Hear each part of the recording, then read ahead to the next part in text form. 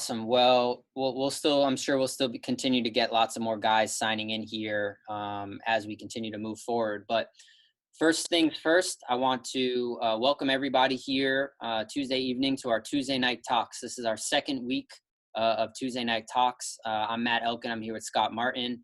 We're here from West Coast Elite Basketball and Attitude of Gratitude. We are really, really excited to have all of you guys here with us today, and even more excited to introduce you guys or reintroduce a lot of you guys to Coach Nelson from NYU. First things first, Coach, really, really appreciate you being on tonight with us. No, thank you guys for having me, and thank you guys for doing this. It's fantastic that you can keep people connected in times of uncertainty. So certainly excited to be here, and hopefully we can add some value to the young men out there and to their families. Yeah, definitely. Yeah, we're really excited to have Coach on here. And before we get started, guys and girls, parents and players, whoever's in the chat here, if you guys have any questions at any point throughout the evening, whether it's for Coach Nelson or for any of our speakers, please just throw that down below. There's a chat box, and we'll try to answer some of those questions towards the end. If there's anything we don't have time to get to, we'll make sure that we follow those questions along to the coaches. Okay. We're really excited to have you guys on here with us today. And we're, like I said, really, really happy to have Coach Nelson all the way from New York. He's staying up probably a little past his bedtime to speak with a lot of us here on the West Coast, but we're really excited. So, hey, Coach, first things first, just give us a little bit of a background. Tell us a little bit kind of where you were at before you came to NYU, and just kind of, how you got started in coaching. Sure. So my journey started, I'm a native New Yorker. I grew up in a town called Rockville Center, New York. Used to go to camp and basketball camp when I was a kid at St. Dominic's High School, where Rick Pitino had his camp. And grew up there in New York, played at a school called Southside High School, went on and played in college at the Division III level called Ramapo College of New Jersey. Had a decent career, was a decent college player, certainly nothing to write home about. And then got into coaching. So I graduated in college in 1996, got right into coaching, coached a junior college called Suffolk West Community College, then got an opportunity to be a head high school coach in the state of Florida. Had a great experience, and then wanted to get into college and went in and volunteered at a place called Pace University in Lower Manhattan, Division II school. Then got a break and got an opportunity to become a full-time assistant at NYU from 2000 to 2002. So I was in New York City on 9/11, which certainly impacted my life and a lot of others. And then got a break to get into Division I basketball. Went from Eastern Kentucky to Stony Brook, then became a high school coach in North Carolina. And then actually my journey is a little bit different. I left the industry for almost 2 years, and I went into corporate America. And I learned a lot. Learned a lot about myself, learned a lot about what I really, really was passionate about. But stayed involved in coaching. When I got into corporate America, I was with an AAU program in South Carolina called Upward Stars on the Adidas circuit, and then kept relationships at NYU for over 20 years and got an opportunity to come back and lead the program here. So it's a heck of an opportunity. We just finished year 2. We're in the middle of a rebuild, and it's a very, very unique place to coach at this time. Yeah, definitely.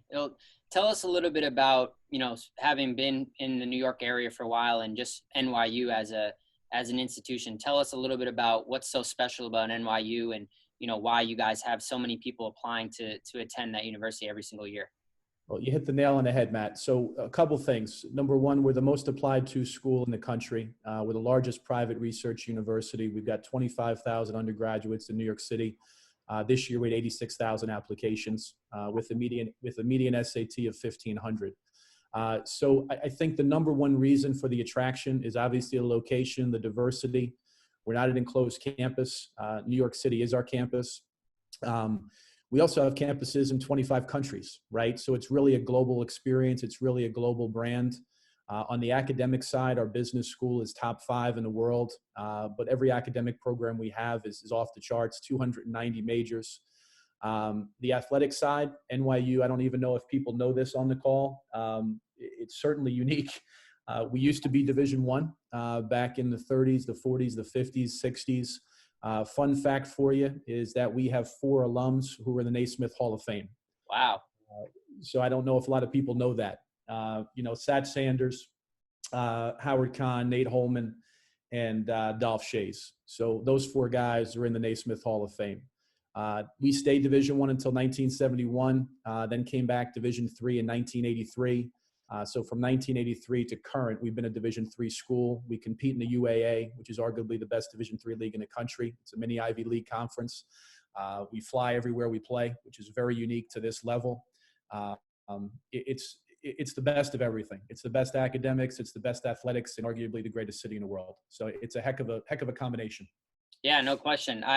I would bet you a large sum of money, Coach, that majority of the kids on this call have no idea who the 4 people that you named are. But when you guys are done with this, go take a look on Google and search some of those names. Even a little before my time, but definitely some. That's pretty exciting, and that's a great little trivia question too. I'm sure when camp and stuff comes around to ask. So obviously, amazing institution. Obviously, an amazing city, New York City. So now, with regards to the basketball program, tell us a little bit about kind of what you got you so excited to join as a head coach at NYU, and kind of what the future looks like for you guys as a basketball program. It's a great question. So the history from Division III standpoint, we've been to 10 NCAA tournaments over the last 30 years. Came in and replaced someone who was highly successful for 2 years, from 2000 to 2002. So he gave me my first opportunity at NYU. The program for us, we are bringing this program back to national prominence and going to get it back to the national level. The NCAA tournament and going to a Final Four and cutting down nets is the ultimate goal. I think, let me just touch on this for a second. The thing that is really, really unique about NYU, which is really important for me to convey to the kids out there and to the families out there, is that because it is so competitive from an academic and athletic standpoint, and we talk about different criteria from a recruiting standpoint in terms of admission deadlines, early decision one for us is really, really important. And early decision one is November 1st. Young man says, hey, this is where I want to go to school. They apply, they get accepted. They're notified by December 15th. The reason I bring this up is because of the fact that regular decision at a place like ours, or Pomona, or Oberlin with Isaiah and Charlie, like, we're all so competitive. And regular decision for us is just really unique because there's 45,000 kids you're going to compete against to try to get into NYU with a median SAT score of 1,500. From a basketball standpoint, Matt, I'll just touch on this real quick, and we can talk more, obviously, and take questions at the end. Style of play wise, we're trying to play faster. Everybody says that. It's yep. Coach speak. We really are. We're trying to create more offense through our defense. We love guys that can shoot. We like dribble, pass, shoot, skilled guys that can play multiple positions. But the program has been in a good place, and we're in the second year, like I said, of rebuilding the program. And I'll talk about our core values here in a second. Yeah, no, that's great. No, I think, you touched on it a little bit. Obviously, at a school like yours, you need to kind of get a head start early if you want to have a really good chance. So obviously academics is really important. From the basketball side of things, Coach, what are some things that you look for? I want to turn it over to Scott Martin to ask you some questions just about kind of what players can do in order to help them be recruited from the basketball side. So Scotty, take it away. Coach, first of all, nice to see you. I'm happy to see you're doing well and everything and dealing with this whole situation. And yep. I know you've coached at multiple levels, from the AAU level to high school to Division I. And one question I really wanted to ask you is what advice you have in terms of what players can do in their recruitment. Since you've seen every aspect of both sides, what's some advice that you would have for our players? I think the biggest piece of advice I could give to the players out there is, number one, let your academics and let your ability speak for themselves. We live in an age of social media where people want immediate gratification. And I think that recruiting has become, I don't want to use the word circus, but it's become very, very different from when I got recruited. I'm 46 years old. And I think just letting their ability and their academic profile speak for themselves. You obviously separate yourself when you are a great student, when you're taking AP classes, you give yourself many more opportunities, I think, as we all know. But I also think this, spend time on your individual skill development, spend time really, really honing your craft and get great. And I don't think that there's anybody on this call from a coaching standpoint that doesn't love guys that can shoot the basketball. I also think that playing hard is a skill. It's a real skill. And guys who have the intangibles, we talk about it all the time, in addition to guys that can dribble, that can pass, that can shoot, have length and size, but guys who do the dirty work and guys who are first to the floor, guys who are not afraid to go and impact the game in a variety of ways. I think that really, really matters. And the last piece is probably the most important piece outside of ability level is what kind of human being are you? And I know you guys, attitude of gratitude is a phenomenal statement. We say that with our players all the time. But how are you as a person? Are you someone other people want to be around? And can you put the we before the me? So those are some of the things that we look for. That's all. How has the NCAA shutdown and all this affected your recruitment? You know, I don't think it really has. It's just changed it. So, I mean, we're doing Zoom calls every day with young men and their families and prospects, trying to get to know them on a personal level and evaluating them through film. So the only thing that's really changed is just watching a lot more film than actually being in a gym and seeing them play live. And I know NYU's put a lot of emphasis in athletics. You guys moving into a new building. Can you tell us about that whole move for the program? It's going to be incredible. So it's not just an athletic facility. The university is spending $1 billion, and it's going to be done in 2 years. They just actually, as of about a month ago, they went back and continued to work on it. So it's going to be an all-encompassing facility, academic and athletic. There'll be faculty housing, student housing, green space, classrooms, 4 regulation courts. It'll be state-of-the-art, and it'll be right in Lower Manhattan. It's actually in the footprint of where our old facility was, called the Cole Sports Center. So it'll be the best in the country at our level. Oh, that's awesome. That's a huge upgrade, especially the Division III level. I mean, it'll be the best facility in the entire United States, I would guess. Talk about your conference. How's the UAA? How we have a lot of California kids on this call. So, I mean, how competitive is that league? Who are some of your competitors? How has NYU fared in the past and the future? And yeah, so the UAA is nationally known as, you know, arguably the top or second best conference in the country. So I think what's unique about it is just the location of all of our campuses, right? So you've got Emory in Atlanta, you've got the University of Rochester, you've got Chicago, Wash U, Case Western Reserve, Brandeis, Carnegie Mellon. So it's a great league. We've had, you know, over the years in this league, and I looked at this actually before I came on the call, over the last 15 years, 2 times the national champ has come out of the league. We regularly send 2 to 3 teams to the NCAA tournament. We've got Division I transfers in our league. So I can tell you that it's really, really good basketball. And when you break up and you look at it from Division I, II, III, junior college, NAIA, obviously there are the most schools at the Division III level. I think that what I could really convey to the families out there and to the young men is that please don't sell Division III basketball short. Like Isaiah will tell you, and like Charlie will tell you, this is high-level basketball. There are guys on all of our programs who turn down scholarships every single year to come to an NYU, an Oberlin, or a Pomona for a variety of reasons. And the education you get on top of that at the Division III, I mean, it's first and foremost. Yep, no question. Coach, so we've touched a little bit on the academic side.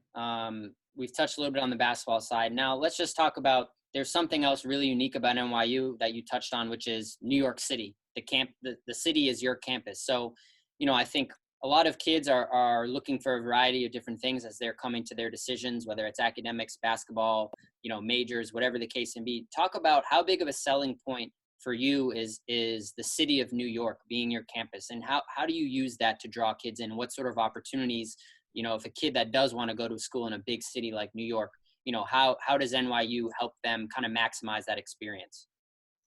Yeah, so it works both ways. And let me kind of work backwards for a second. Self-motivation is another huge quality that we look for. Guys that want to be in the gym before class, guys that want to get on the doctor dish after class and do extra.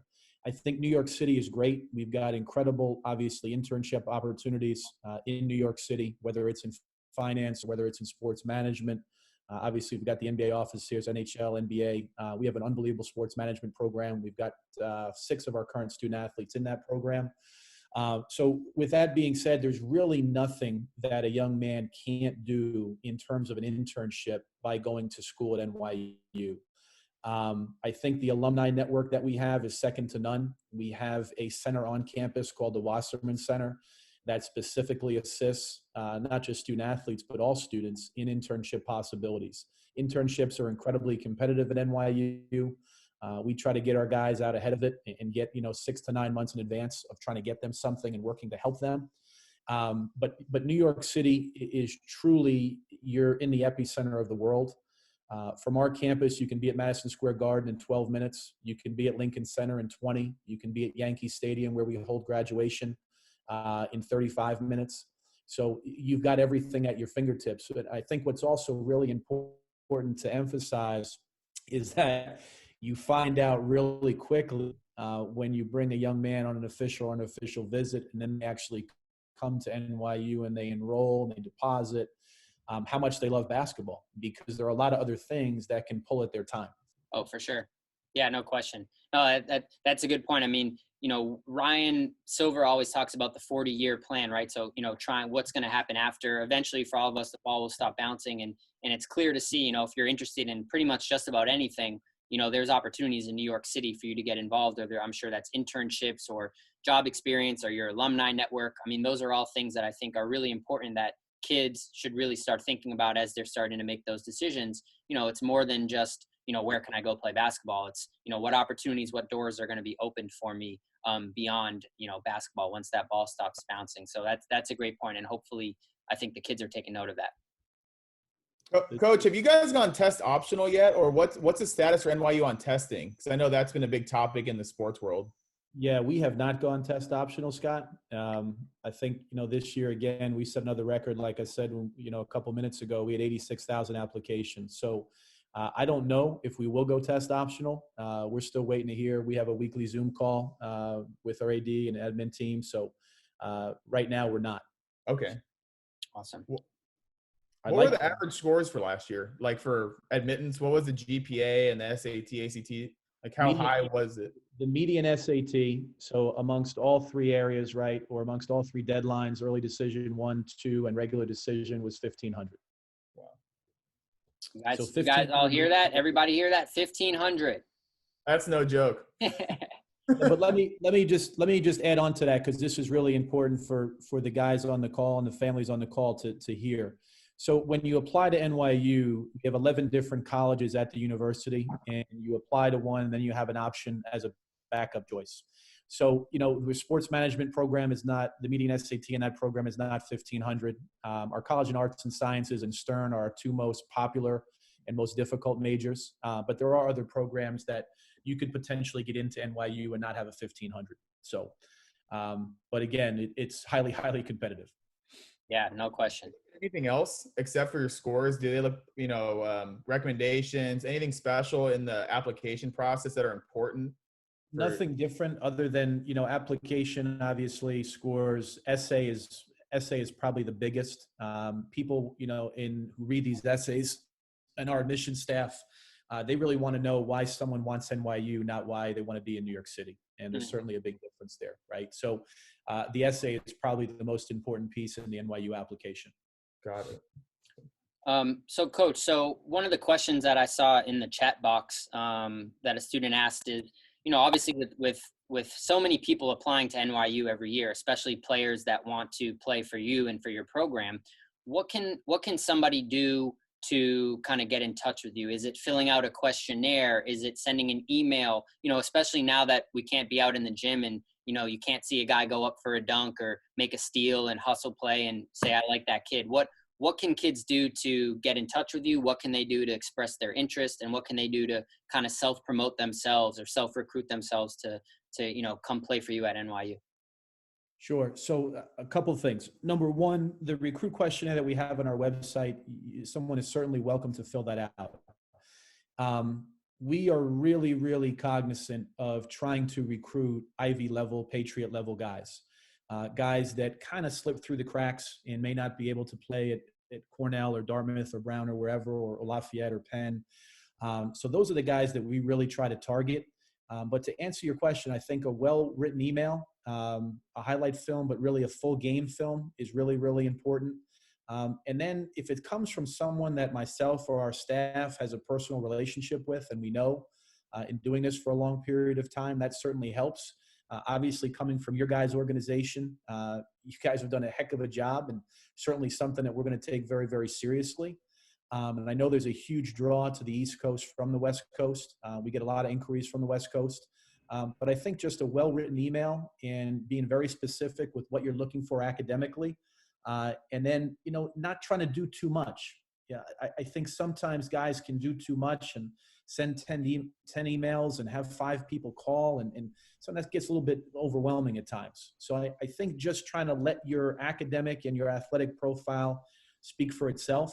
And again, we can't recruit everybody, right? We're pretty specific in who we target and what we look for in terms of our core values.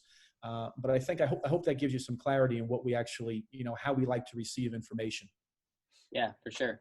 And real quick, you touched on it earlier. I don't know if you had a chance to really dive into it, but really quickly, could you just touch on what those core values are for you? Absolutely. So the first thing we look for is character. And obviously we all need talented guys. But if someone is not a good human being and can't put the we before the me, then it's probably not going to be a good fit. Our core values are HTAT, and it's honesty, number one. I think in anything in life, you've got to be brutally honest and transparent and direct. Number 2 is trust. It takes time to build that. Not something that you just add water and it happens.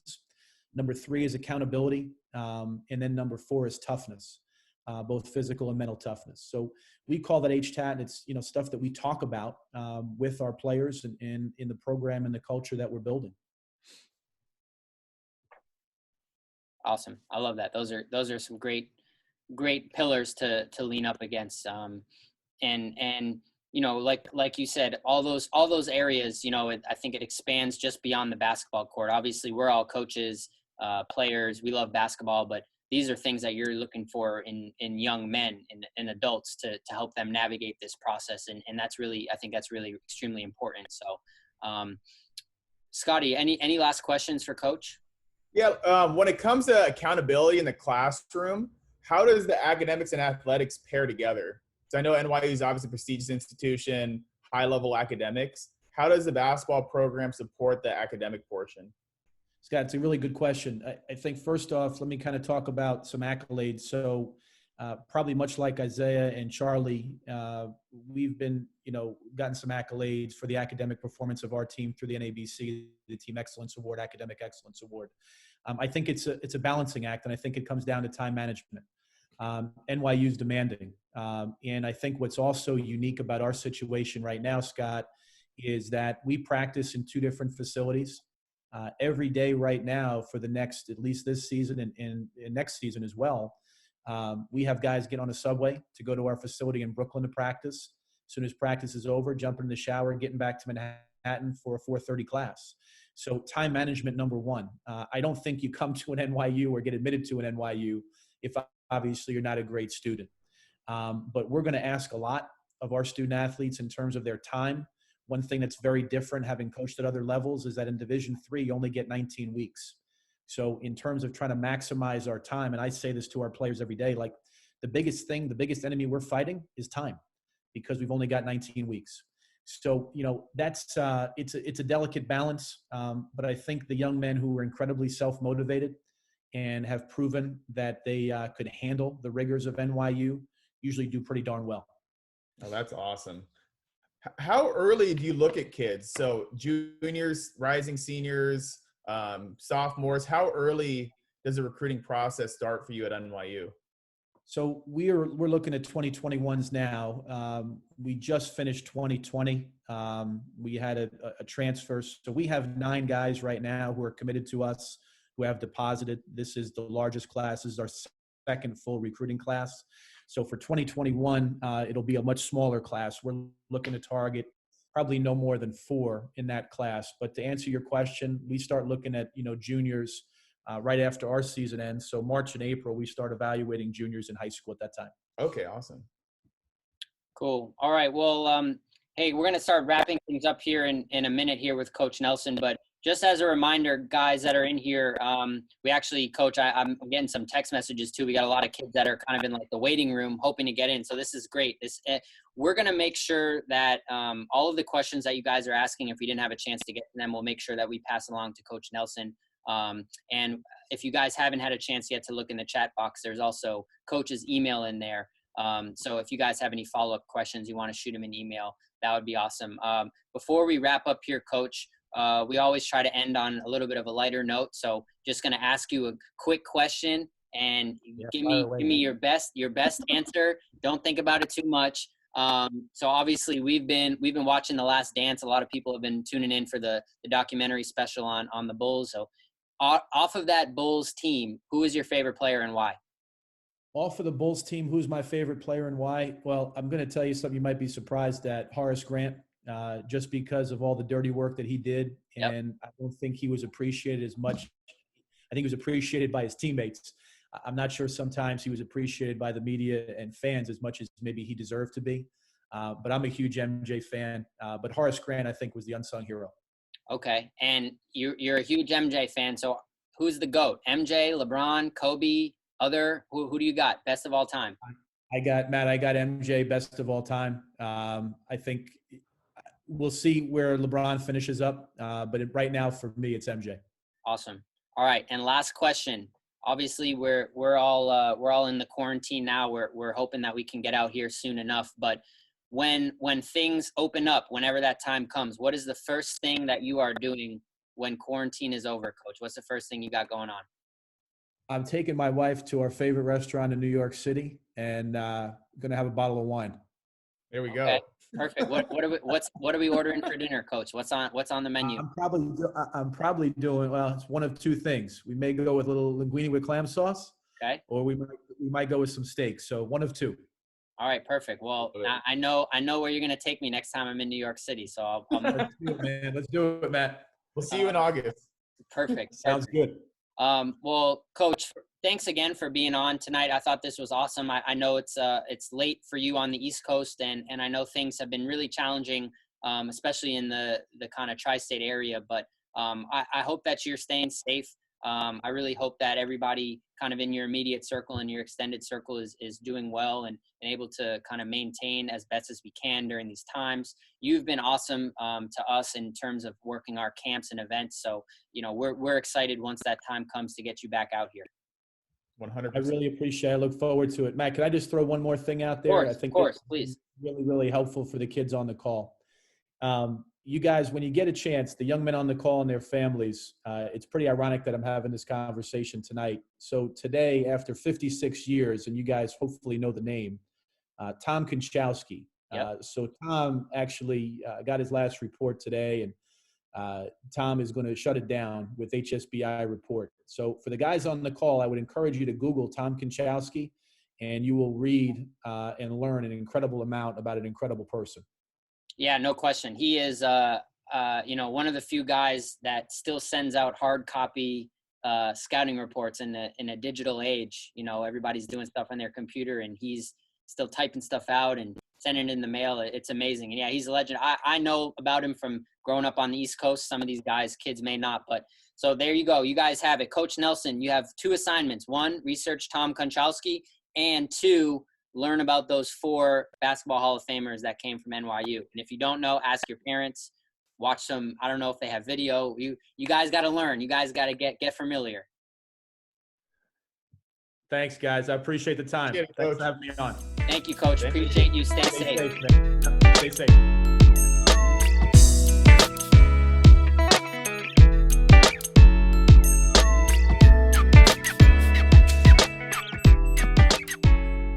See if this works. Coach, Ohio. Are you with us? I am here and ready to roll. What's up? How's it going? Welcome. It's going well. Thanks for having me.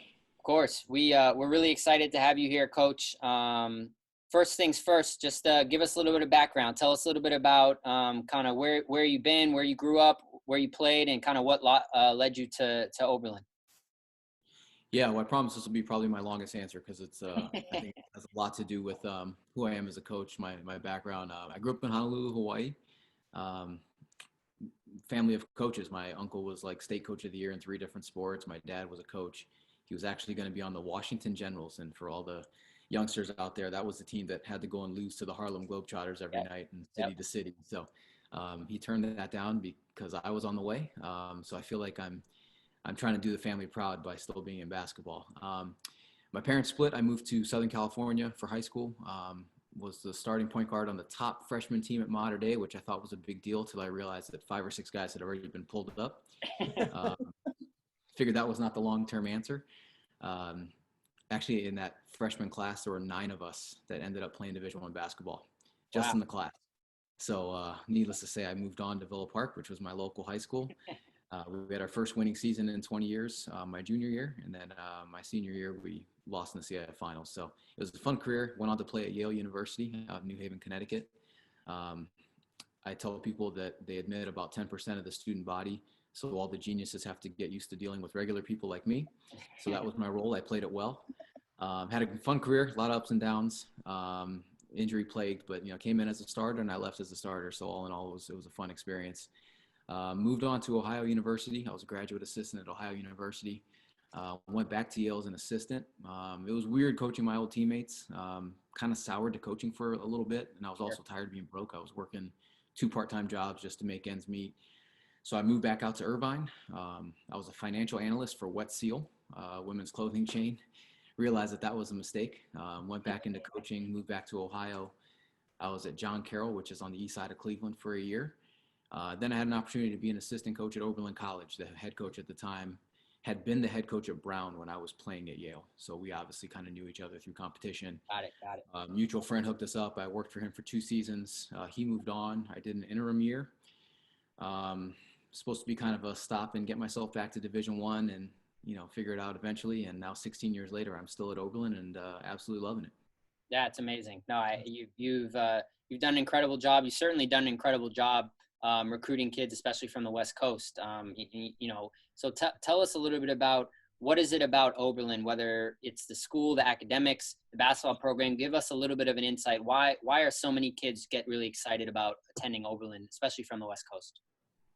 It's the type of place where it's going to be a different experience for everybody. You line 10 alums up and they're going to give you 10 separate stories about what it's like. And so Oberlin's a very progressive, a lot of people consider it to be very liberal, especially because we're in a pretty conservative area in Cleveland.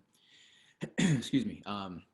So, I think, for example, we're the first school in the country to admit women, the first to graduate Black students, one of the first to go with kind of the environmentally friendly building, the whole thing. So we're always kind of out in the forefront, which stands out more because of our location. So it's natural for kids from Los Angeles, San Francisco, New York, Boston, Chicago to just sort of gravitate here because a lot of what they see on campus on a daily basis is stuff that they're used to and stuff that they want to experience. There's also one of the top 10 conservatories of music here on Oberlin's campus. So we share the campus, eat in the same cafeterias, share the dorms. They take classes in the college. College kids can study with the music professor. So there's a musical vibe. There's always stuff going on campus, which is really fun. It's a small college town, about 10,000 in the town, but it's only about a 40-minute drive to downtown Cleveland. So you kind of get the best of both worlds. And about 15 minutes in either direction, you can hit a suburb, shopping mall, movie theater, whatever you want to do. So that's all fun. 95% of the students live on campus for the most part. So it's a very, very well-built community. Some of the things I guess we're kind of known for besides the music and, a lot of the social activism. This is the type of school where you can kind of major in anything and become anything different. So like, for example, Chris Broussard is one of our alums. Obviously sports journalist. We don't have journalism as a major, so you just kind of create your own thing. And I think that's what people really like about Oberlin. And now is that, talk about like the basketball team, the guys on your roster, are they all over the place in terms of different majors? What's it like kind of from the basketball? How does that basketball and the academic piece kind of mesh in well together for your guys on your team? We kind of go through all the majors. I've had a recent swell of economics guys. So guys have gone either to get their MBA. Some guys have gone straight into the work world, consultants for different companies flying out. I think there's actually a guy from Los Angeles who graduated recently, who his first job took him to South Africa, where he was helping out at, I think it was the Kellogg's plant or something like that. So it's just really, really cool to see what they do. But economics has been a big one. We have some guys that are doctors now that I've coached. We have some lawyers, people that are running political campaigns. We also had a lot of creative writing guys. So one guy went to NYU, went to Columbia, and then came back to Oberlin as a professor, which is kind of neat now that we play pickup games at lunchtime. And I used to coach him. So it kind of runs the full spectrum in terms of the majors. But the nice thing is I think they all come in with an idea of what they want to be. And I would say over half of them change. And I think it's really cool to see them kind of expand their thinking. And, I get to be front and center to watch it all happen. Yeah, that's awesome. And now from the basketball perspective, obviously there's probably a lot of people that on this call that aren't too familiar with, the school from a basketball perspective or the league. So just give us a little bit about kind of your team. Obviously you've been there for over a decade, so you've kind of seen it up, down, all around. So tell us a little bit about the program and kind of what it looks like this year and hopefully for the future. Well, I'll be honest, Oberlin athletics kind of hit a low in the 80s. I think the last basketball championship was 1970. And I think sports kind of got de-emphasized. It was just sort of what was going on at the time. There wasn't enough stability, I think, through the department in that late 70s, early 80s, and even into the early 90s to really build anything again. And so I think there was kind of a tradition of losing across all sports, especially in men's basketball. So we started to sort of fix that a little bit. I think there's stability within the department. The league is unbelievably tough. So we've gotten to the point now where the last 2 seasons, the top 3 teams in our league have been nationally ranked for basically the entire season. Wow. The last 2 years we finished in 5th. This year we beat the 4th place team in the conference tournament. So kind of out of the conference, we're like the best of the non-ranked. Sure. Speaking. I'm almost embarrassed saying that because we've been swept by teams below us and we've, previous year swept teams above us. It's very, very competitive. I think in terms of the way we play and all that kind of stuff, we do recruit from the coast. The majority of our team, actually 2 seasons ago, our whole starting 5 was from California. This year we only started 4, so I got to get back on the recruiting trail on the West Coast. I have to get back out to Cali. So we've done it with a little bit more kind of a skill game, a little bit more skill and speed. I think out here there's a lot of physicality. The game's a lot rougher, than I think I'm used to seeing, being more of a West Coast guy myself. Maybe not quite as rough as it was out in the East Coast when I was in the Ivy League. Yep. But it's definitely more physical down low, and I think our style is just a little bit different. So, but that makes it fun. Our guys have a great time. They work really hard. We promote just guys playing for one another more than anything else. It's obviously a tough workload in terms of school and basketball, but it's also nice. We got a couple upgrades to our athletic complex. As I was saying, it was a tougher athletic ground, I guess, so to speak. We built a new football stadium about 5 years ago. We built a new health and wellness center that attaches to our gym. The actual basketball court got upgraded. We got a whole new paint setup, new bleachers, and it's a really homey gym. It's built in the 1970s, so the acoustics are great. If you have 400 people, it sounds like it's about 3,000. So awesome. It's fun to play there. Great. I'm going to toss it over to Scott now and ask kind of more questions specifically about, what are you looking for in terms of guys that you want to bring in? Scotty? Yeah, Coach, we talked the other day, so I did a little research on your program, and we're really excited for West Coast Elite to come to Ohio sometime later this year. So that's already in the works. But, since you took over, last season, 1 win shy of a school record for victories, 20 players all conference honors, 7 out of the last 8 seasons made it to the tournament. What's been your key to the success? You've seen a lot of success in the past 15 years, especially in the last 8 at Oberlin. So what has been the tide turning to, getting there towards being a ranked team and taking that next step?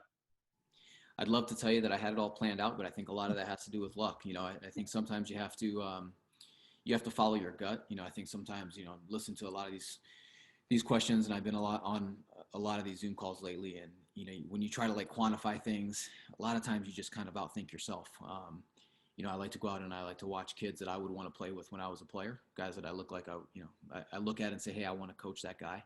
At the end of the day, you got to be together for 5 straight months, so when things are tough, you need to want to work with that person and with those players. So I think once we kind of committed to that, I think the consistency has also helped.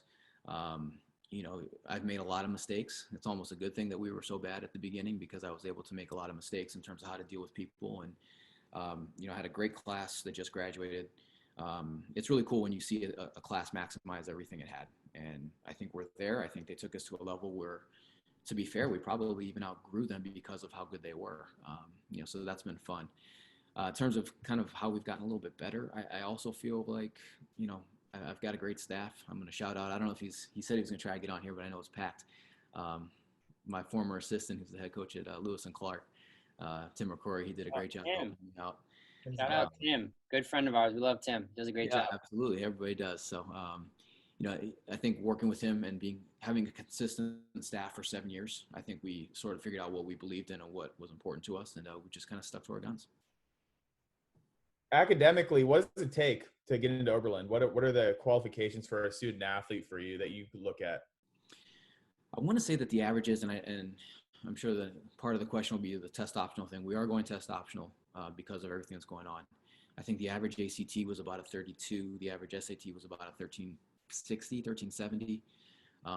GPA wise, they unweight everything. They expect you to take, 1 or 2 AP classes per year, but they unweight it and they expect about a 3.6. That's kind of the average for the school. And our team's not very far off, if at all. So those are usually the benchmarks. Well, what's a Yeoman? What is that? I was wondering that. Man, I was hoping you ask that question because I don't really have a good answer for you. So it's a yeoman and a yo woman. So now we just kind of go with yo, because obviously now there are some issues tied to, men, women, kind of divided. So we've adopted an albino squirrel as our secondary mascot. I should have brought a hat. I'm in my basement. Wow. So if you ever see me rocking a white squirrel with a red eye, it's an albino squirrel that are actually running around Oberlin. So the theories of the yeoman, back in the 1900s, they used to say like ye, o, whatever. So it was the men of Oberlin, ye, o, men, and then they just put it all together. Okay. The second thing is like that old beefeater gin guy with the furry hat that stands really stoic with the stick or whatever, like the British Guard. Yeah. That's supposed to be a yeoman. And then the other, I guess, definition is like a person of the land, like a modest farmer type. And since we're in Ohio, I kind of roll with that one. But I just try to stay away from it, and I wear a bunch of squirrel gear. Oh, I love it. Talk about your league. How competitive is your league? What teams are in it? Where do you play? Do you play in-state, out-of-state? Do you travel? Yeah, good question. So the league has 7 teams in Ohio, 2 teams in Indiana, and 1 team in Pennsylvania. So the 2 Indiana schools, DePaul and Wabash. Wabash is an all-male school, so that's going to be a little bit more of a kind of macho-y type game. It's always very physical. It's always very tough. It's tough to go to Indiana as an Ohio team. It's more mental probably than anything else. Allegheny is the college in Pennsylvania. They're in Meadville, Pennsylvania, than the 7 schools in Ohio. This year, Wittenberg was nationally ranked, I think, as high as number 2 in the country. I think they only had 1, maybe 2 losses all season. So they're the team that knocked us out of the conference tournament. The College of Worcester was top 25 for almost the entire year. They've been to, Elite 8, Sweet 16s, I think a Final Four even in the time I've been here. And then Wabash is the 3rd team that's been nationally ranked lately. Prior to that, DePaul used to be nationally ranked. So those are kind of like the big dogs. DePaul finished in 4th, and like I said before, our team finished in 5th. But every single night is tough. I mean, Denison, I think, was 7th and knocked off Wabash this year in the conference tournament. So it's every night is just a fight. So, Coach, I wanted to ask you, we had one question that came up. So, obviously, Oberlin is a, extremely diverse community, right? And you talk about all the different offerings going on. From a recruiting standpoint for you as the basketball coach, how do you view players in high school that are exploring different options, whether that's other sports or other things that they might be interested in, whether it's performing arts or music, or, how is that something that is attractive to you as a coach to recruit players that you think will really fit in with the Oberlin community? How do you view that from a recruiting standpoint, people that do lots of different things in high school? Yeah, I don't think that's good or bad. I think it's just something that you have to be honest with yourself about. If you're talking about a fall sport, you're going to miss that first preseason, so your adjustment, your first year is going to be tough. It's just, kind of is what it is. It doesn't make it a good thing or a bad thing. It's just, you have to be realistic with it. I've had football players, I've had soccer players, I've had lacrosse players, I've had baseball players, and it's always worked out fine when the kid wants it to work out fine. So, Yep. you know, you just have to be honest with it. Football's the toughest of them because it goes the longest in the fall. So they miss all the practice. Soccer players usually get back in time. Sure. And then spring sport kids, you know, they have to split their preseason because they have non-traditional baseball in the fall. But it's never been a problem. In fact, one of the kids, Matt, that you're connected to the guy I'm referring to, but I remember being scared. He was so involved with so many things, music, social activism, politics. Ended up being one of my best players ever. Right? And I just never thought he could budge at the time to reach his fullest potential, but he did, and he was an all-conference player for me. So, you know, I think if it's just handled the right way, you can definitely do it, and I'll always be honest with the kids. Definitely. And the other question, so more from a basketball perspective, you know, you've been a lot of the kids in this call, and I think Coach Nelson touched on it last, like you guys are recruiting neck and neck with the Ivy League. A lot of the kids that you're getting are turning down scholarship opportunities to come play at, you know, an amazing high academic school like yours. So having spent time both as a player and on a staff in the Ivy League, what are some of kind of the biggest differences that you see in your mind between a kid being, you know, right there as an Ivy League or a Patriot League player at a high academic D1 versus being at the highest level Division III basketball? Well, I think there's such a numbers crunch that, you know, there are probably 10 times as many Division I level players as there are Division I spots, right? So, yep. And that might be conservative. I think when you are recruiting, you need to look at what a kid brings, not why am I not a Division I player? Why am I not an Ivy League player? Well, you probably maybe are, but why you over the 10 guys that are just like you? Sure. And I think that's ultimately what it comes down to. And then every coach is going to have a particular, you know, flavor, you know, like do I like athleticism over skill? Do I like shooting over strength?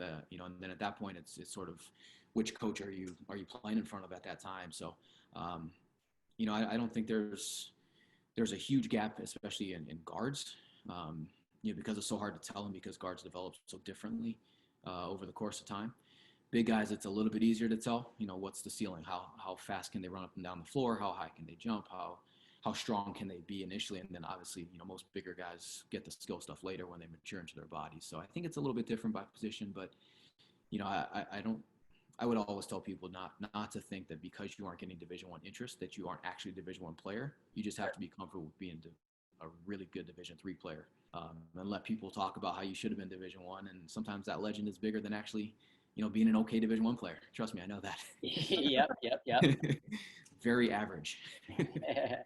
What's your advice in this recruiting environment? Obviously, we usually have camps and tournaments, live periods, and we're going to have an absence of that for the next couple of months. So what's your advice for these, you know, guys in their junior year or going to their senior year, which is like a pivotal moment for them? What can they do to help themselves? Yeah, I think that's a great question. I think, you know, I was actually talking to my staff about this a couple weeks ago. The players need to be willing to drive the conversation at this stage. I was just listening to Coach Nelson and phenomenal school, phenomenal job. I know he's going to be great. You know, Coach Cat obviously is a history of success. I think those are schools that are obviously like clear-cut destination schools. I'll be honest, as a West Coast kid, I had never heard of Oberlin College until I got here. But I know now it's a great school, and obviously I know a lot more about different colleges and universities today than I did back then. Oberlin's not really like a destination school. You learn about high liberal arts, and then you figure out, okay, what are the specific interests I have? Oberlin fits that. Cool. I think those steps, if a student can take those now, that would be ideal. Start to really dig into the schools. Don't just send blanket stuff. We get 100 of those a day. It's going to be hard for me to open all 100, pay attention to all 100, and get back to 5. So yeah, I think you need to be willing to drive the conversation. If you're going to get out there and you get a response, you have to have a next thing. Like, you got to drive that conversation. So when I sit down and I go, okay, who the heck have I talked to this week? I'm going to remember you, and I'm going to get another email from you, and then I'm going to be more engaged. And it's not the right way. You know, I hate sounding lazy. No coach that's going to be on your calls is lazy, but it's a lot. It's just a high volume. So if you're going to send me a video, get back to me. What'd you think? If I write back to you, hey, here's something I'm doing, you know, just keep it going until we can really, you know, sink our teeth into you.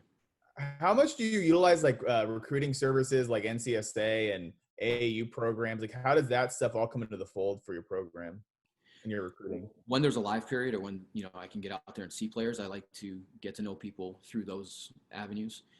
So that then I at least know who's academically in the ballpark, who's expressed an interest, who maybe would be a fit, and then I go and I watch them. At the end of the day, we're only trying to get 4 guys, so I'm not going to create these 2,000-man databases, and I think that was kind of the cool thing to do a while ago, but, I'm going to be very specific on the player. I use those to go then to your events and, check them off the list or circle them, because I know who they are at that point. I think now I'm going to be a lot more connections driven. It's just there's so much volume.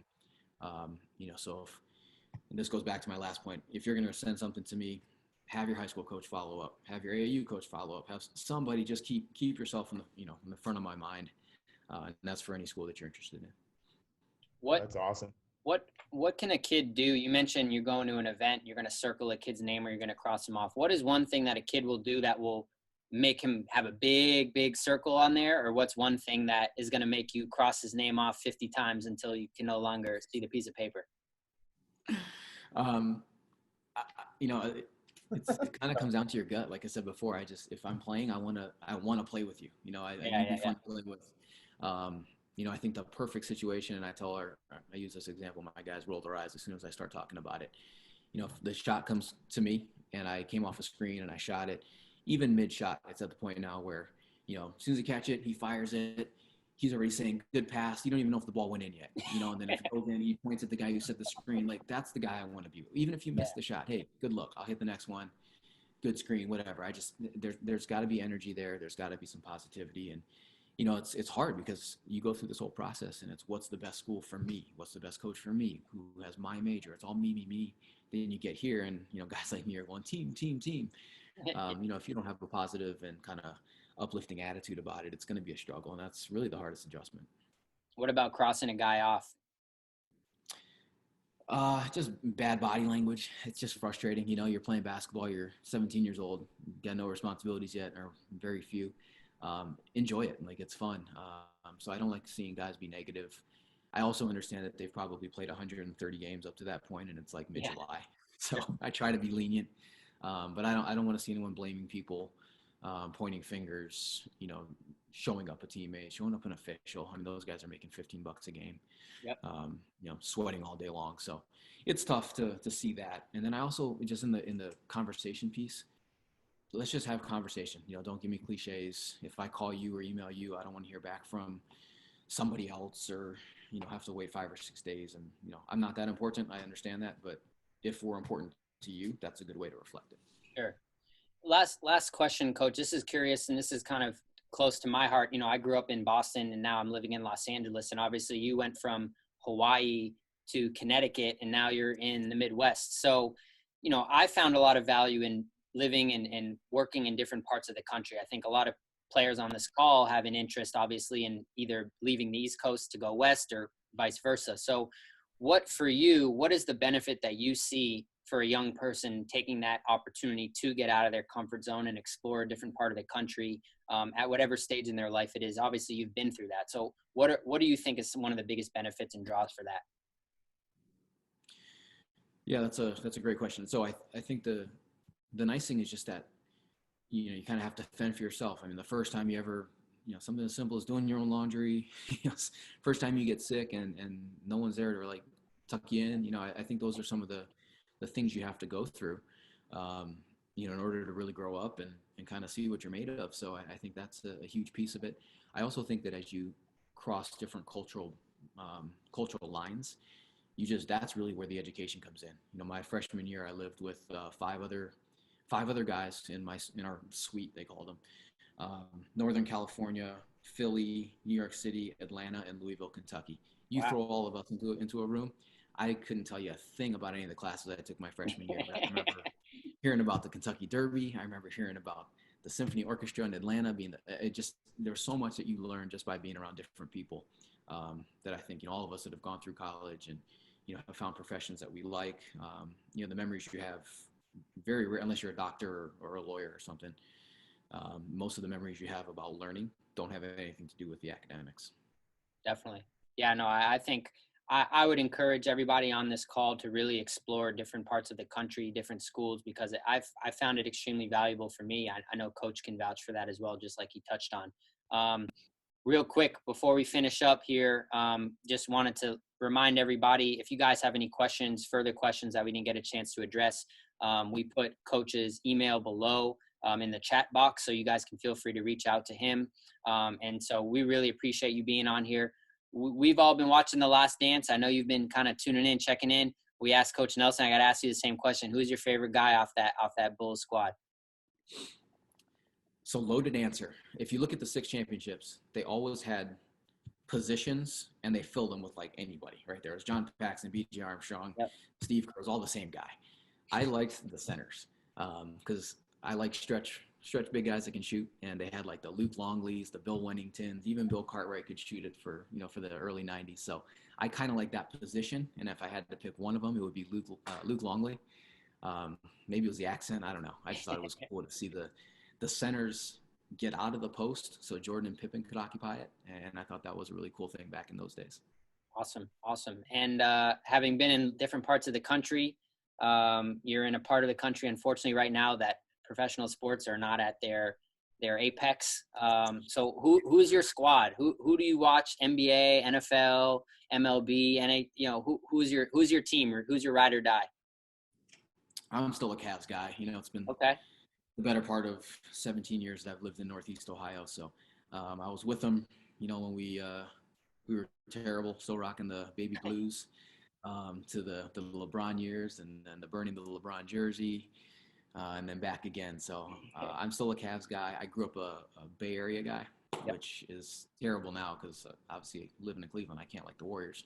But Run TMC was my team back in the day. Yep. My dad raised me as a 49ers fan, so I guess there is still a part of me that likes NorCal sports. All right. Well, next time you're out here in LA, we'll have a new football stadium ready for you. You can come check it out. Go Rams. Ready. I'm looking forward to getting out there, man. I hope I see you guys very, very soon in person. Yeah, Coach is a regular at all of our camps. Mentioned, he does a great job recruiting the West Coast, and I know we have a lot of kids on the East Coast too. So like he said, it's he's trying to get everybody from the coast to come to that heartland, to that Midwest. So, Coach, can't thank you enough for coming on. This was awesome. If you need anything from us moving forward, you know how to get in touch with us. But really appreciate you staying up late and coming in to tune in with us. And we're hoping this has been a great opportunity for us, and we'll hope the same for you. And stay safe out there, please. Thank you. Appreciate you having me. And to everyone out there, stay safe. And it's awesome that you all are doing this when you have downtime. It's easy to just hide and run away from this whole situation. But it's great that you're doing this, and thank you guys. Appreciate Very excited to go Oberlin this year too. Very excited. I can't wait to have you. I can't wait to have you. All right, take care, Isaiah. Have a good night, man. Good.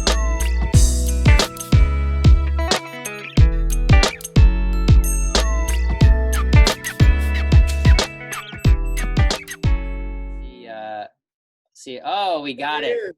The legend. We did it. What's up, gents? We got the right one. I almost beamed up mini Charlie, but I think we picked the right one. So welcome. He would probably have a lot more to say than I will, and it Well, for everybody that is still with us, thank you guys. We are here at our third and final speaker of the night, Coach Cat from Pomona-Pitzer. Another amazing coach, another amazing university. So, Coach, before we kind of get things kicked off here and we dive in, give us a little bit of your background. Tell us a little bit where you've been, and just give the people here on the call a little bit of info on kind of Coach Cat and who you are. Yeah. Coach Martin, Coach Elkin, thanks for having me on here tonight. It's good to see you guys. Good to see you, Coach. Glad you're doing well. By now, I would have been in the gym with you, on 5 or 6 different occasions already.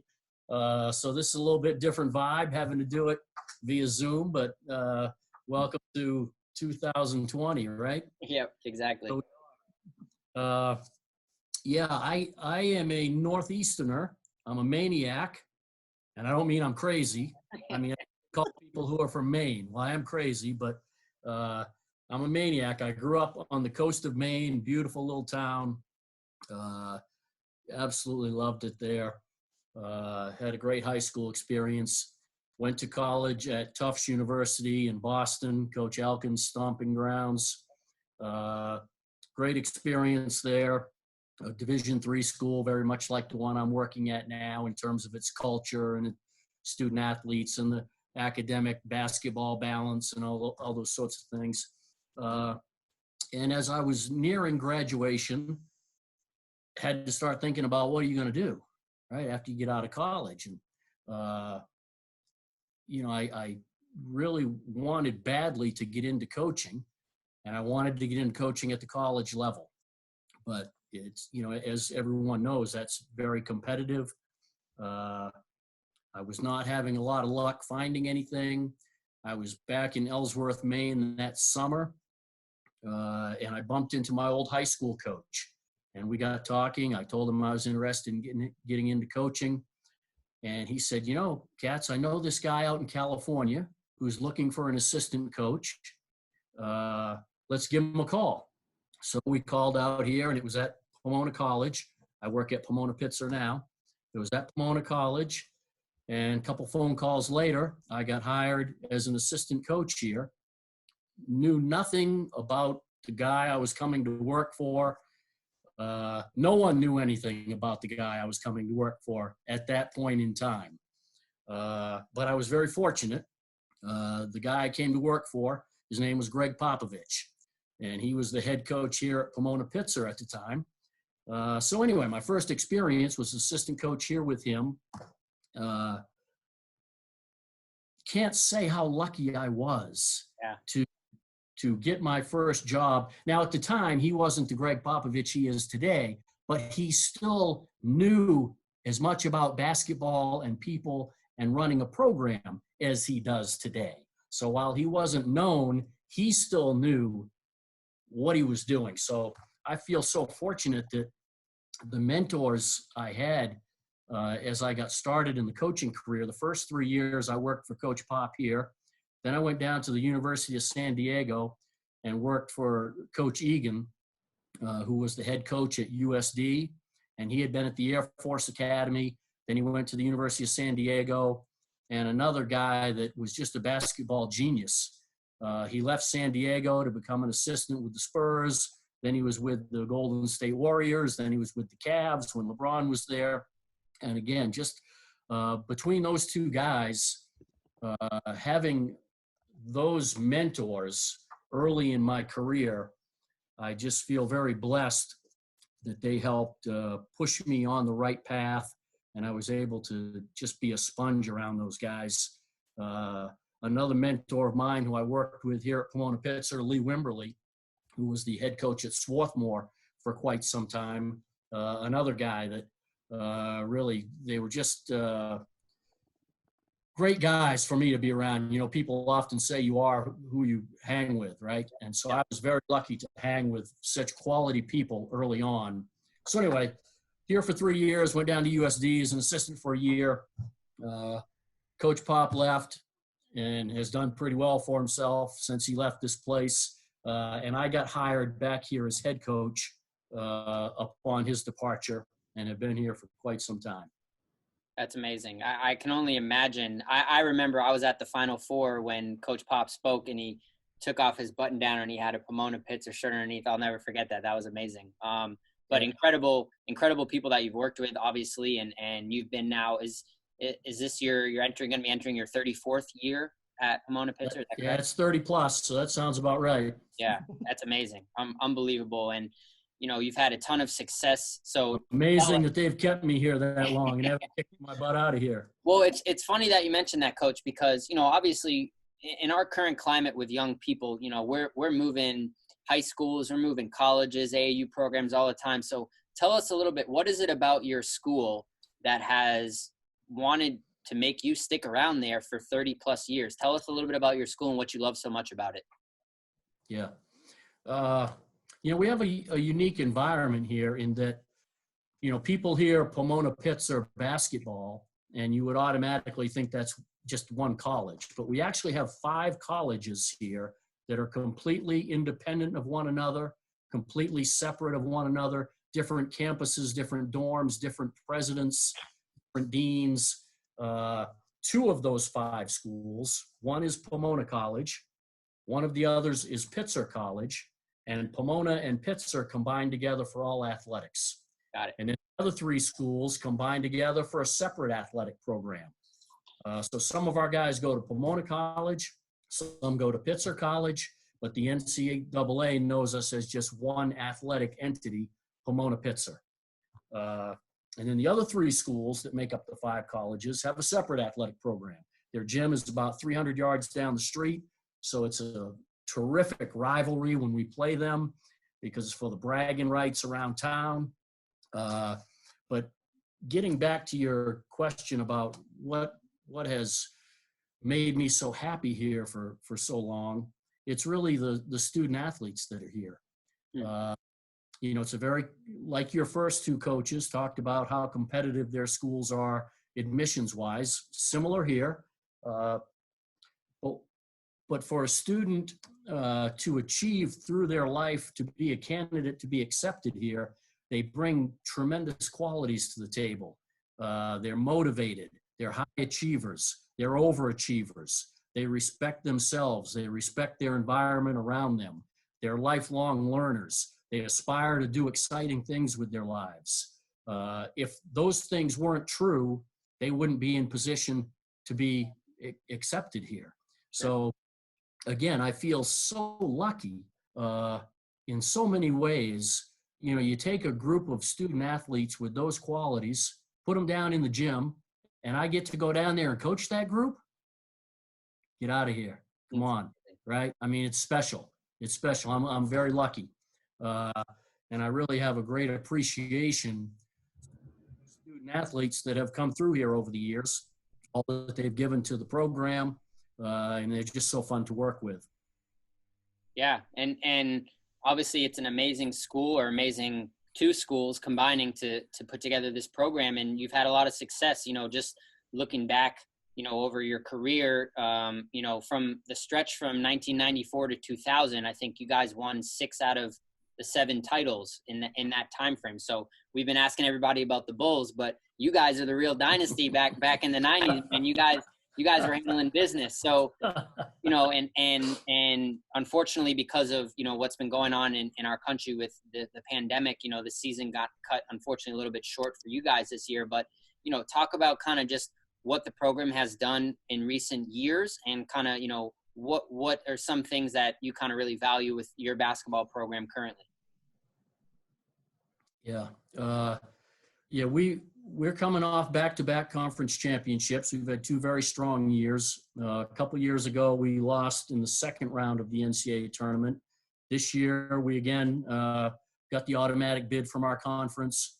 And, you know, the West Coast often is challenged in the Division III bracket because of the geographical clusters that are around the country in Division III. So, for example, this year we got shipped in for our first round weekend out to Atlanta at Emory University, and we played center from Kentucky the first night and played extremely well and won on the opening night. The second night we were squared off against Emory, who was the host team. Yep. So this was in the round of 32. And, you know, they were a terrific team. They were in the UAA, which is the conference that, you know, Coach Nelson was talking about earlier, the UAA, which is a very strong league. And it was a heck of a ball game. It was coming down the stretch. We're down 2 with, I don't know, 2.8 seconds to go or something like that. And we're able to advance the ball to half court and get another timeout just over half court.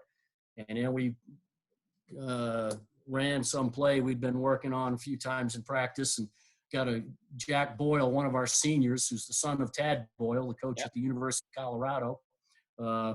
He drained a 3 from the corner at the buzzer. So, of course, we were going bonkers and crazy, jumping on the court, you know, all that stuff you do after a game-winning shot in the second round of the NCAA is a big moment, right? And so we were getting ready to go into the Sweet 16.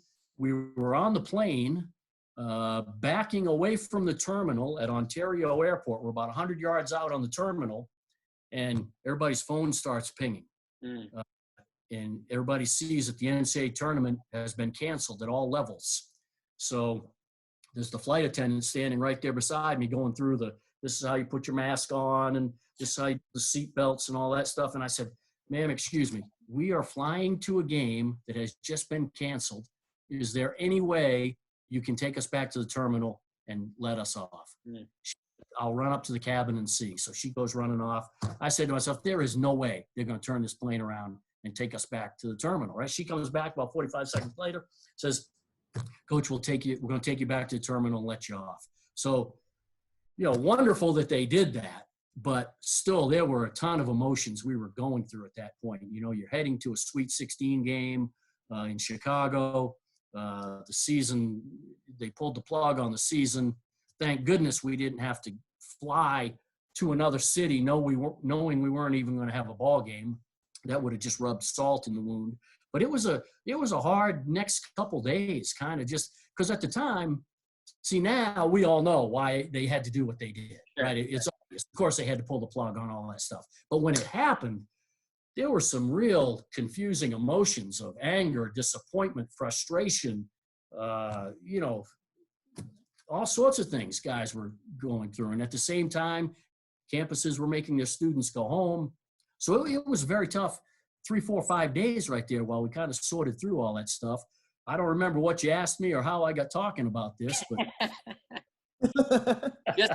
just give us a little bit about your program. I know Scotty's going to ask you just kind of about what kind of guys you're looking for, but actually I'll pass it over to Scott. Scott will ask you the next question. Okay.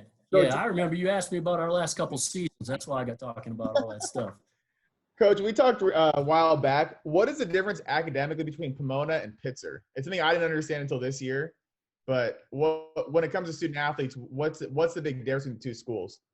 Yeah, not much. Both are extremely competitive academically. Both require students to have excelled in high school.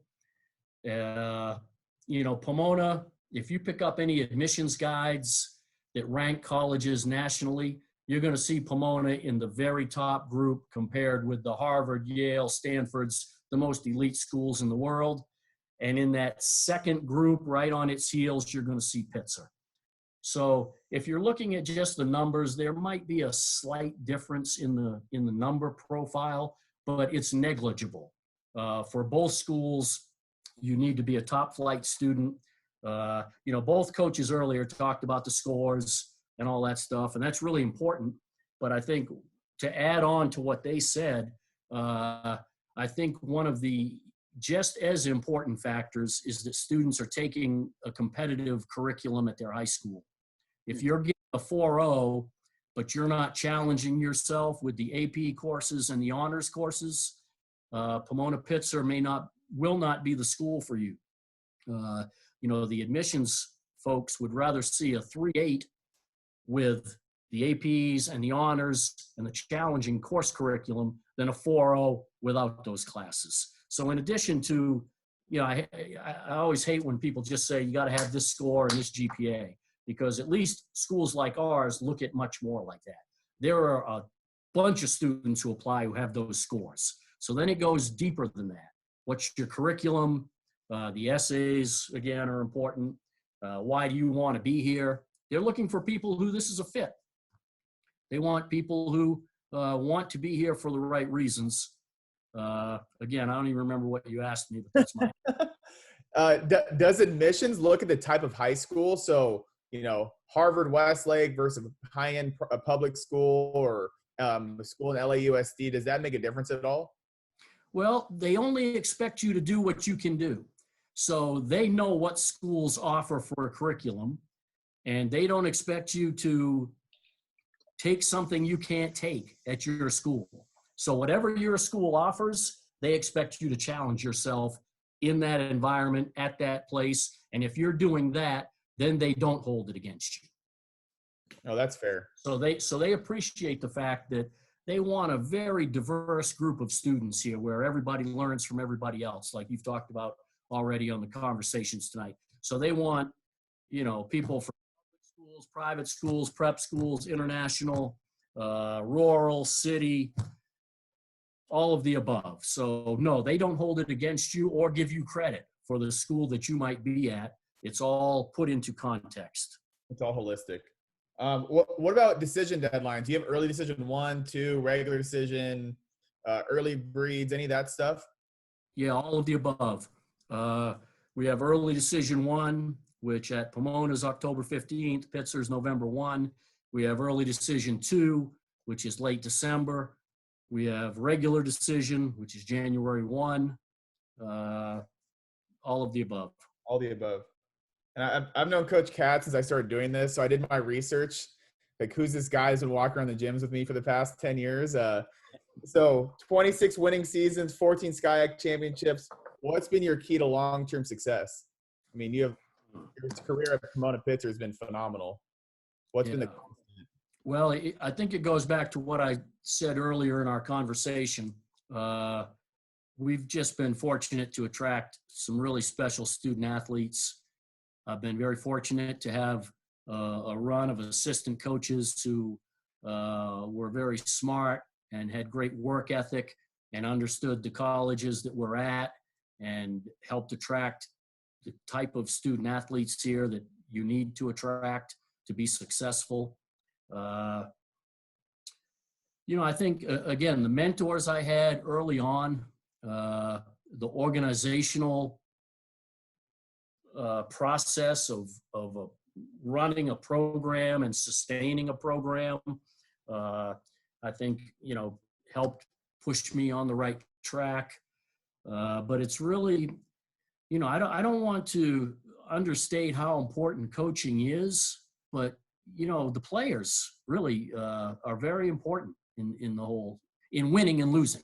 You can still have an extremely valuable experience. You can educate student athletes tremendously through a winning or a losing season. It can be an experience that's life-altering regardless of what your record is. But to sustain a winning program, you really have to give a lot of the credit to the student athletes who have to really bring a lot to the equation. No, that's so true. And your conference has gotten better and better over the years too. For all of our international and players from the East Coast, can you explain the SCIAC conference and the dynamic of it and what it is today? Yeah. When I first got here, I think we had 6 teams in the conference. Now we have 9. We added Cal Lutheran, which was a Division II school, up through around the late 80s. Chapman was a Division II school up through the mid to late 80s, or maybe even early 90s. So now we have a 9-team conference, very competitive, like everybody else has said. Every conference is competitive, right? That's why it's a conference. Everybody tries to raise their boat to whatever the level needs to be. It's the same thing as the other coaches were saying, very competitive. Anyone can beat anybody on a given night. It's a lot of fun. I think one of the nice things about the league is we're very geographically conveniently located. All our conference games are within an hour, with the exception of Cal Lutheran, which is about 75 miles. So going, it takes about an hour and 45 minutes. Coming back, it takes about an hour 15. Everything else is within an hour. And, the students here, they have to be students.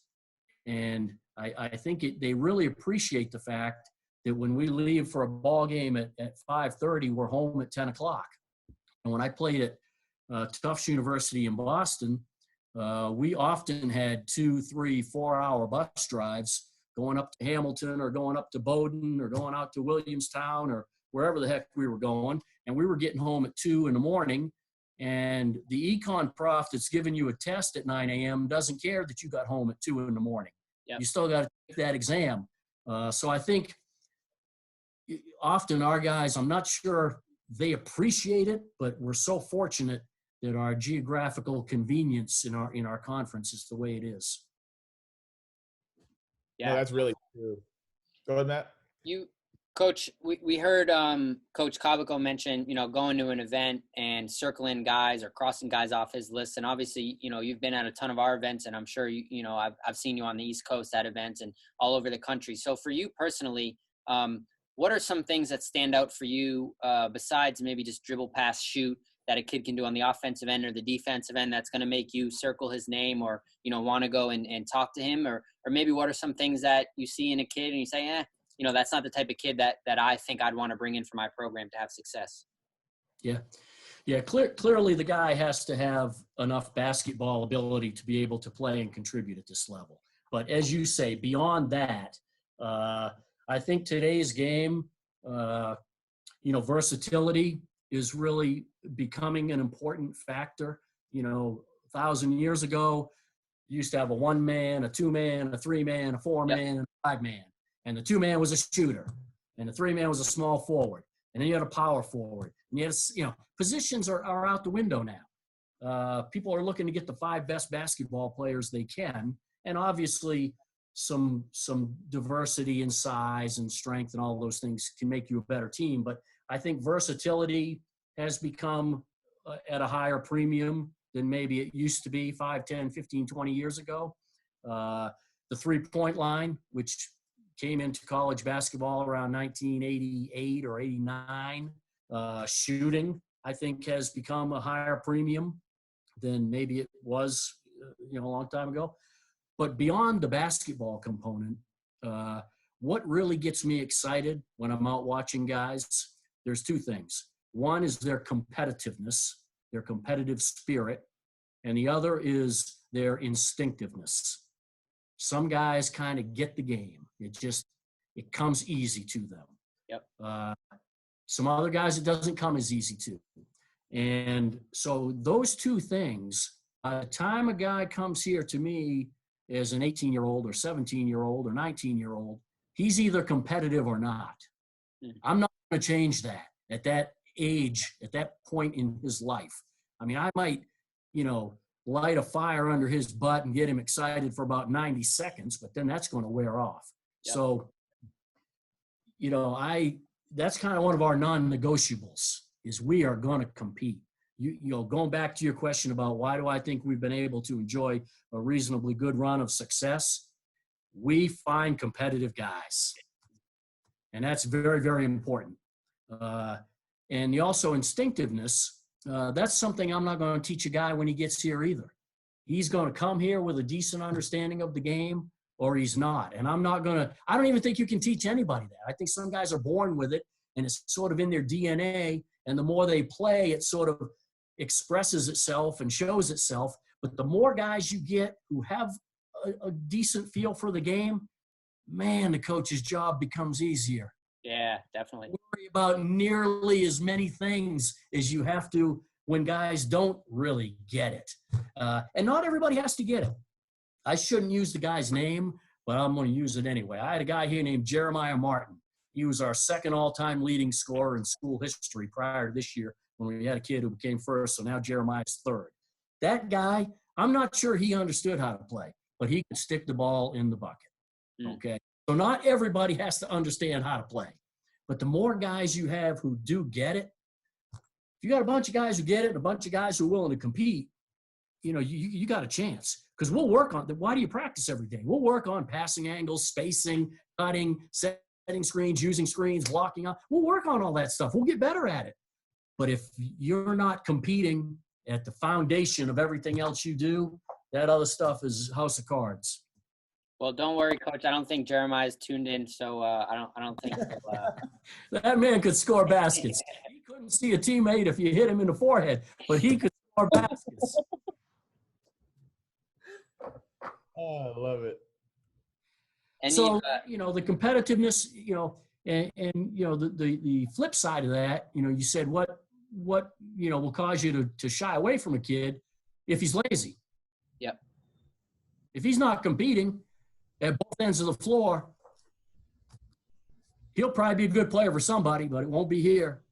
Yeah, no, definitely. You gotta, like all the coaches last week, this week, moving forward, the one thing that I think is a common theme throughout, no matter where you're at, Division III basketball is highly, highly competitive.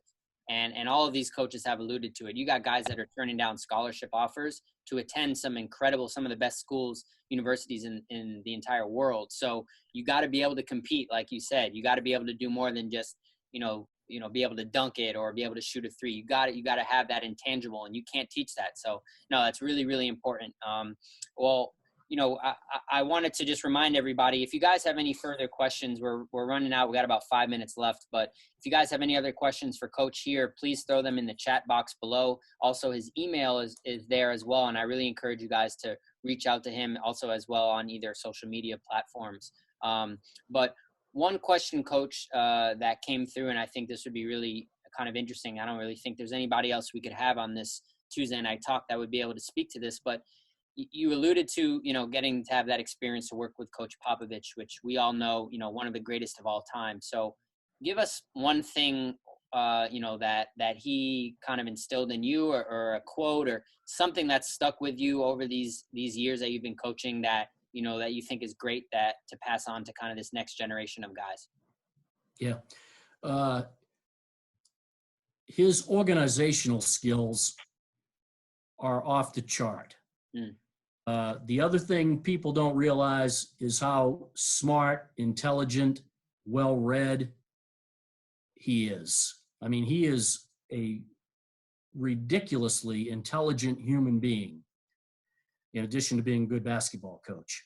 So those are just kind of two qualities that I think people probably don't really know about him, because it doesn't show up in his coaching record and wins and losses. Sure. But they're things that separate him from the average person. But I think what I learned most from him is how to put together and run an entire program, meaning he cared about the people in his program. Whether you were the statistician or the timekeeper or the manager or the assistant coach or the athletic administrator or a player, you knew he felt and believed and made you believe your role was critical to the success of the organization. And he had everybody bought in. And it can't be phony. You got to care about these people. You got to build relationships with these people. You got to spend time getting to know these people. But if you've got the whole group really bought in and really respecting the mission and understanding their importance and significance to it, yeah, that's pretty meaningful stuff. Yeah, no, that's special. And he's brought that attitude and that culture and that approach with him to the Spurs, because everybody has a role. Everybody knows what their role is. They all buy in, and the way that they share the basketball, the way, there's a reason why they've had a lot of success. And no, that's amazing. And, before we wrap up here, Coach, first of all, it's been an amazing talk. I wish we could talk for hours and hours more. I do know. Well, I apologize because I've been babbling on too long, and you guys probably the questions you had to get to. No, this has been perfect. I think the people on the call really appreciate getting to know you a little bit. And I knew I was running risk of putting Coach Martin to sleep. He's been sitting there for an hour and a half now, so I thought I had to entertain him a little bit. I can't let you go, Coach, without talking about the picture over your shoulder. Is that how to shoot instructional? What's that picture over maybe your right shoulder? I'm very curious about it. I've been looking at it. Yeah, this one here. Yeah. Yeah, that's Bill Sharman, who played for the Celtics, and then I believe he was a coach for the Lakers. Yep. I was going through some old Sports Illustrated about, 15 or 20 years ago, and that was folded up and was inside a 1958 Sports Illustrated. And, I mean, it's classic. It's the perfect free throw, and it trains you through the stance, the follow-through, the rotation of the ball, and it's amazing. This was in 1958, it's from, and the fundamentals of it are still pure today. I mean, the stuff it talks about, the shot, and it's withstood the test of time. So I pulled it out of the magazine, framed it up, thought this would be pretty cool to have on my wall in case Coach Elkin ever interviews me. He might comment. Well, it's awesome because I also noticed, the kids still wear their shorts the same way as they did back in the 50s, I guess now, with the high shorts. So it's perfect. And he's got Chuck Taylors on. There you go. In those Chuck Taylors. Now they're fashion statements. I cannot imagine playing basketball in Chuck Taylors. My ankles would be in shambles. That's why little cats can shoot it too, right? What's that? That's why little cats can shoot it too, right? Little cats can shoot it a little bit. Shoot it. Yeah. Well, Coach, again, thank you so much for being. Oh, hey, you guys, speaking of little cats, you guys were talking about haircuts earlier and barbers and all that. Yeah. Right here is compliments of little cats. Wow. Look at that. I had him doing the clippers the other day. He did the sides and back, and my daughter, who's in 6th grade, did the top. Oh, there we go. Teamwork, just like you talked about. Team effort. Coach, we can't thank you enough for being on tonight. Like I said, I think we could be on here for forever, but I really encourage everybody that's here on the call, take the time to reach out to Coach, or if you see him at an event, hopefully we'll get a chance to be out at some, in the gym soon at some events, but if you see him, go introduce yourself. He's an amazing person, obviously an amazing basketball program and some amazing schools that he's a part of. And we're really special. It's been really special to have you on here tonight, Coach. I really appreciate you taking some time out of your evening to chat with us. Well, you're too kind, but thank you for the compliments. But it's crazy. I mean, there's no hoops this summer. Like, what the heck? I know.